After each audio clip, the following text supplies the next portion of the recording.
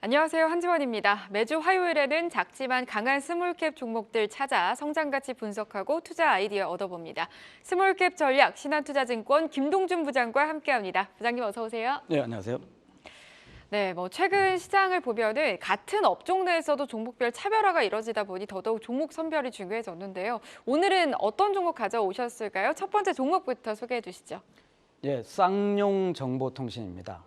네, 첫 번째 종목 쌍용 정보통신을 가지고 오셨습니다. 업력이 오래된 SI, 그러니까 시스템 통합 업체죠. 주목하신 이유가 궁금합니다. 예, CC로 볼 수가 있는데요. C에서 이제 클린, 지배 구조가 좀 깨끗해졌다. 이게 첫 번째 C가 되겠고, 두 번째로는 이제 클라우드로 대변신에 성공한, 그래서 클라우드 시대의 천병 역할을 할 것으로 기대된다는 측면입니다.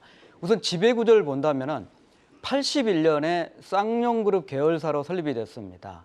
42년 업력을 갖고 있고 아마도 제 기억에는 전문 SI 업체로서는 최초가 아니었던가 좀 싶고요. 20년에 IT센 계열로 편입이 됐고 21년에 감자를 했고 22년에 클라우드 사업 부문을 물적 분할을 했고 23년에는 컴텍 정보통신을 흡수 합병을 했고 또 LG 히다치를 포함해서 클라우드 계열 두 개사, 물적 분할한 회사까지 합병을 해서 이제 자회사로 클로잇이라는 회사, 그래서 전체적인 지배 구조가 IT센이 컴텍 시스템을 지배하고 컴텍 시스템이 쌍용을 지배하고 쌍용이 자회사로 클로잇을 두는 구조가 되겠습니다. 사실 이제 클라우드 관련해서 회사의 목표가 클라우드 네이티브 컴퍼니의 넘버원이 되자 하는 슬로건입니다. SI 분야에서 쌍용이 강점을 갖고 있는 것은 공공, 국방, 그리고 스포츠 분야입니다. 말씀드렸듯이 컴텍 시스템의 NI라고 하죠. 네트워크 인티그레이션 쪽하고 또 SI 업체인 클로잇까지 시너지 창출을 통해서 앞으로 클라우드 매출이 현재도 높아지고 있지만 더 높아질 거라는 측면입니다. 클라우드 매출 비중을 따져보면 20년에 10%였습니다. 22년에 47%. 금년에 60%, 그리고 25년에는 66%가 되면서 클라우드로 변신 성공한 SI 전문 업체다 이렇게 볼 수가 있죠. 네, 안 그래도 보니까 클라우드 매출 비중이 점점 높아지고 있네요. 클라우드 시장이 몇 년 사이 급격하게 커졌는데요. 특히 최근에는 정부 정책에 대한 수혜도 기대가 된다고 합니다. 관련해서도 한번 들어볼까요? 예, 정부 정책 이슈의 테마 관련주로 분류가 되죠. 사실 전 정부의 디지털 뉴딜이라고 해가지고 이 정책이 이슈가 됐었고 그때는 이제 공공기관, 행정기관에 25년까지 클라우드 전환을 100% 하겠다 그런 이슈가 됐는데 지금 이제 신정부가 돼가서는 정책이 변경됐습니다. 클라우드 네이티브라고 바뀌었고 목표 수치도 24년 10%를 시작해서 27년에 60%, 그러니까 2030년에 100%. 그러니까 준비하고 있는 IT 업계에서는 좀 딜레이가 됐기 때문에 부정적입니다. 그렇지만 13,300개 정도 공공행정기관이 그동안 행안부 주도에서 이제 각 기관 주도로 바뀌고 24년부터는 본격적으로 시행이 된다는 측면입니다. 과연 어떤 레퍼런스를 갖고 있냐? 대표적으로 공공기관 전체 시스템을 클라우드로 바뀌는 데가 EBS가 되겠습니다. 700만 명을 대상으로 EBS를 구축한 경력이 있고 또 나이스, 교육부가 있고 국방부, 또 KB금융, NH농협, 그리고 KT네이버, 그리고 또 현대차, 삼성전자까지 그래서 공공은 물론 민간하고 금융 분야까지 레퍼런스를 갖고 있기 때문에 이 클라우드 전환기, 정책 전환기의 대표적인 수혜가 될 거라는 측면입니다. 네, 클라우드 전환은 시대적인 흐름이기 때문에 실적 성장도 기대가 되는데요. 실적 함께 점검해 주시고 투자 전략도 세워 주실까요? 예, 20년에 이제 세 자릿수 적자를 기록했고요. 3분기까지 누적 영업이익이 16억입니다. 하지만 4분기에 76억 정도 영업이익이 되면서 연간으로는 92억 정도. 그러니까 조심스럽게 실적은 24년까지는 흑자 체제를 구축하는 연도다. 특별하게 합병된 회사들이 총체적으로 나타나는 게 24년 실적이기 때문에 LG 히다치, 클로잇의 흑자 전환과 더불어서 실적이 안정이 되고 말씀드렸듯이 25년부터는 매출액도 이익 규모도 점프업을 할 거라는 측면입니다. 지배구조가 깨끗하게 되어서 그룹 내에서의 클라우드를 통해서 사업 천병이 될 수 있다는 측면이고 또 8월 달에 그동안 페널티, 소송 이슈로 해가지고 공공입찰 제안을 받았는데 특별 사문을 받았습니다. 소송 이슈가 좀 해소됐고 클라우드 시대의 성장성이 될 수 있는 측면이고 LG CNS에서 20년간 근무했던 신장호 CEO 체제 그리고 뭐 동행복권의 로또라든지 이런 이슈가 있기 때문에 시가총액 500억대인 회사가 세 자릿수 영업이익에 안착하는 측면이라고 하면은 저평가돼 있다. 이런 측면에서 중기적인 관점에서 보면 매력적이다는 판단입니다. 네, 쌍용 정보통신에 대한 이야기 들어봤고요. 스몰캡 전략 두 번째로 준비하신 종목도 살펴보겠습니다. 어떤 기업일까요? 예, 2구 산업이 되겠습니다. 자, 네. 2구 산업 하면 흔히 말하면 이제 비철금속에 들어가는 그러니까 철강이 아닌 비철금속에 들어가는 쪽이겠고 이쪽에서도 신동입니다. 동을 펼친다는 뜻이 되겠습니다. 그러니까 동을 아변하는 업체입니다. 그동안 2구 산업 하면 주력 제품이 황동이었습니다. 근데 이제 이 주력 제품이 동으로 바뀌면서 변화가 크게 일어났고 이 동으로 주력 제품이 바뀌는 데에서 EV, 전기차가 중요한 역할을 했다는 측면입니다. 자, 말씀드렸듯이 그 신동업체라고 하면은 대표적으로 풍산이 있습니다. 판하고 봉을 하고 있고 또 대창이라는 회사는 봉을 하고 있는데 이 2구 산업은 판을 하는 업체입니다.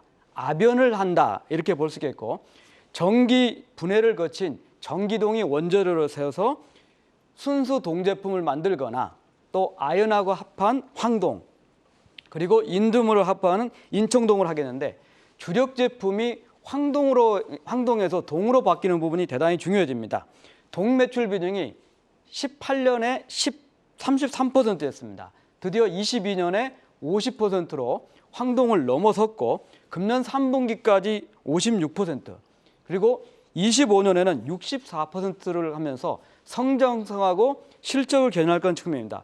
이와 같은 이유는 두 가지 이유입니다. 하나는 전기동의 가격이 지금 8,500달러 정도 가격이 되는데 아연 가격은 2,500불 정도 됩니다.